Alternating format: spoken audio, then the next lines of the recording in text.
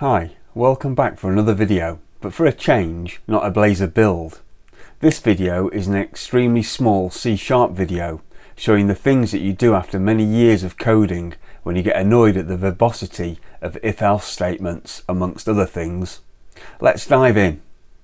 So we have a couple of trivial methods containing the type of code that many of us have coded hundreds, if not thousands of times. I started coding in the late 90s, so I fall into the latter camp. When you first start coding, the perform a single action method looks totally fine. In this instance, we just want to write to the console when the condition is true. But after a few years, you'll likely change your style to keep things nice and short, maybe doing something like the following. I find this easier to read and it looks a bit nicer. But after a couple more years of coding, and especially after the introduction of expression body method, some 10 years ago now, which I find hard to believe, you would really like to write code such as the following. But you can't because it's an if statement, not an expression. So is there anything we can do about this? Why not pause the video and just for fun, make both methods as succinct as possible, no holds barred, any code you like. Just make it work. If you've made it this far in the video, then you are probably ready to turn to the dark side and break free from the flock. One simple approach, and simple is good, is just to create a couple of Boolean extension methods. Let's create a Boolean extensions class with a couple of methods that may help. We need to make the class static if it's going to contain extension methods. Inside the extension method, the first parameter must use the this keyword before the type that we are extending. The first extension method is going to simplify methods such as the perform a single action method, but as it's async, we need an extension that can work with this.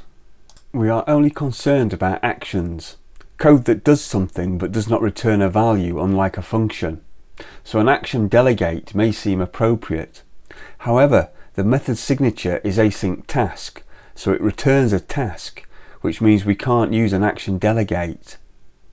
To get around this problem, we can just use a task returning func, and we only invoke it when the condition is true. Next, for the synchronous void setting state field by some flag method that has two paths, one for true and one for false, we can simply create a when.True_else extension method that accepts two action delegates, one for each path, which can then be invoked dependent on the condition. Let's modify the code to use the extension methods. Now to me that looks much better and I find it easier to reason about. The example is trivial, but sometimes when you have Boolean logic, especially with the bang operator to negate something, I find if the code literally says when true do this else, that it can reduce cognitive load. If you hate what you are seeing, or just find it totally bizarre, then I would ask you to revisit it after a couple more years of coding to see if it looks different then. For those of you who just get it, and or who have watched my Blazor build videos, you will be pleased to know that you no longer have to see the utility extensions class being copy and pasted or just rewritten between builds, as I finally stuck all the code into a Nuget package that is available to use. Let's add it and get rid of our Boolean extensions class. The Nuget package and the code it contains may seem trivial, but it keeps me happy, and sometimes it's these little things that can make a difference. Well, that about wraps things up for this video. I have not made a repo for the code just demonstrated, but I have put a link to the When.Core GitHub repository in the video description below.